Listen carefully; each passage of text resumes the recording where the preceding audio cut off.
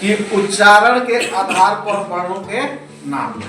यही पढ़े थे ना, उच्चारण के आधार पर वर्णों के नाम। तो उसमें हम 8 प्रकार के वर्णों को पढ़े थे। 8 प्रकार के नाम है, जिसके ग्रुप में ध्वनि स्थल है। कौन कौन से जो है पार्ट्स जो वोकल सिस्टम है, तो जीभ है आपका, ठीक है।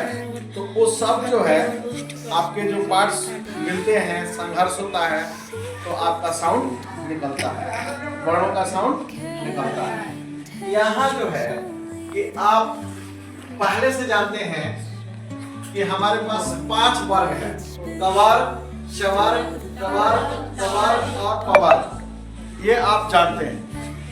एक वर्ग में कितने वर्ण होते हैं? 5। कितने वर्ण होते हैं? 5। सभी वर्णों का ऑर्डरिंग है। 1 नंबर पे कौन सा वर्ण रहेगा, 2 नंबर पे कौन सा वर्ण रहेगा, ये हमारे और आपके मनमानी के ऊपर निर्भर नहीं है।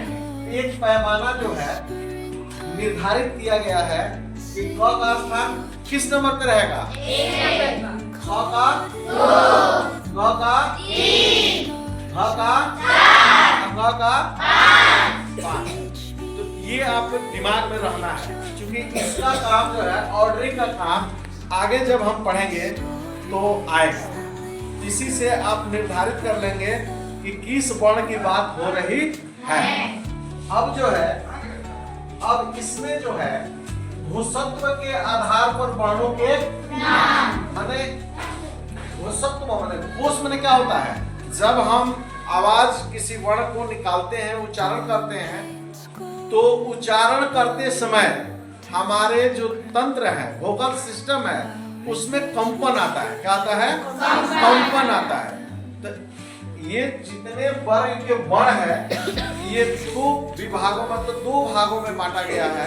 एक संघोष और दूसरा अघोष।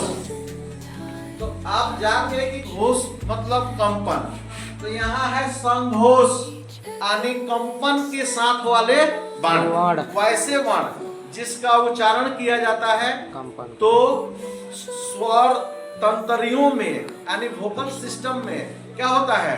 कंपन होता है, वाइब्रेशन होता है। क्या होता है? वाइब्रेट होता है, वाइब्रेशन होता है, कंपन होता है। तो वैसे वर्ण को क्या कहा जाता है? संघोष वर्ण कहा जाता है। क्लियर? समझ गए? सर। अब किसी को डाउट हो तो पूछो। सर नहीं है ना? शॉर्ट में आपको याद रखना है कि संघोष वाले वर्ण को जो है उच्चारण करने में हमारे ध्वनि तंत्र में क्या होता है? कंपन होता है। अब जैसे कौन कौन से वर्ण है जी, तो आपको बताते हैं कि प्रत्येक वर्ग का तो हमारे पास कितने वर्ग हैं? वर्णों के कितने वर्ग हैं? 5। कितने वर्ग हैं जी? 5। इधर से भी 1, 2, 3, 4, 5, राइट? और इधर से भी 5। तो ये वर्णों का ऑर्डरिंग हो गया। क्या हो गया? ऑर्डरिंग। और ये हो गया 5 वर्ग। 5 वर्ग कौन कौन से हैं? क वर्ग, च वर्ग, गुड। तो जो है प्रत्येक वर्ग का तीसरा, चौथा, पांचवा, प्रत्येक वर्ग का जो 3 नंबर पे वर्ण होगा, 4 नंबर पे वर्ण होगा, 5 नंबर पे वर्ण होगा, वह संघोष वर्ण कहलाएगा। क्लियर हो गया? तो अब एक जो है मान लेते हैं कि वर्ग का तीसरा वर्ण कौन आएगा?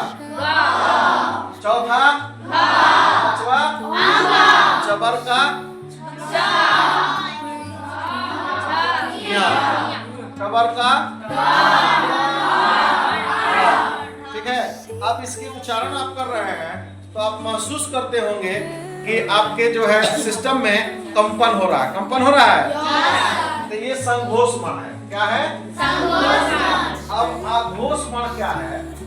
कि जिन ध्वनियों के उच्चारण में स्वर तंत्रियों में कंपन नहीं होता है। कंपन नहीं होता है, तो कंपन नहीं होता है, ध्वनि का कंपन नहीं होता है। कौन कौन से हैं? प्रत्येक, प्रत्येक वर्ग का पहला दूसरा, पहला और दूसरा, वर्ण जो होता है क्या होता है? अघोष, यानी बिना कंपन वाले वर्ण, बिना कंपन वाले। तो ये हो गया प्रत्येक वर्ग का पहला और दूसरा। तो वर्ग का पहला और दूसरा वर्ण क्या है? चवर का, कवर का, कवर का, कवर का। तो आपको परीक्षा में क्वेश्चन पूछेगा कि आपको झ संघोष है या नहीं, क्या जवाब होगा? संघोष है।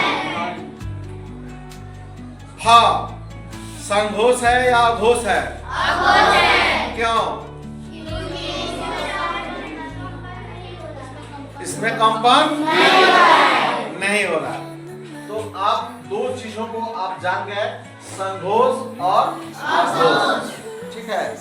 तो ये ऑर्डरिंग है। अब आपसे पूछा जाए कि संघोष वर्ग में कितने वर्णों की संख्या होती है, कुल कितने वर्ण आते हैं? 15।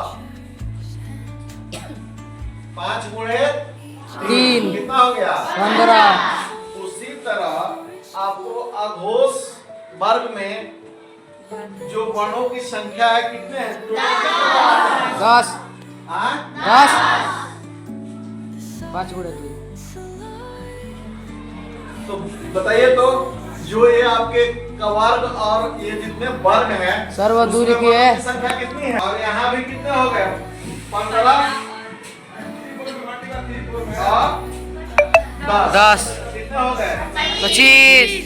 सब बराबर यस बराबर हो गया कि नहीं हो गया? Yes sir. यानी इसी परिवार में से ना यहाँ बांटे हैं। यस तो यहाँ भी 25 है यस और यहाँ भी 25 है। सब बराबर। Yes sir. एक्यूरेसी आ गया। यस इसीलिए भाषा को भी विज्ञान कहा जाता है। जी, भाषा विशेष को ज्ञान को भी- भी यस सर। ठीक है। Yes sir. इतना आपको समझ में आ गया, इसलिए अपने लिए जोरदार ताली बजाएं।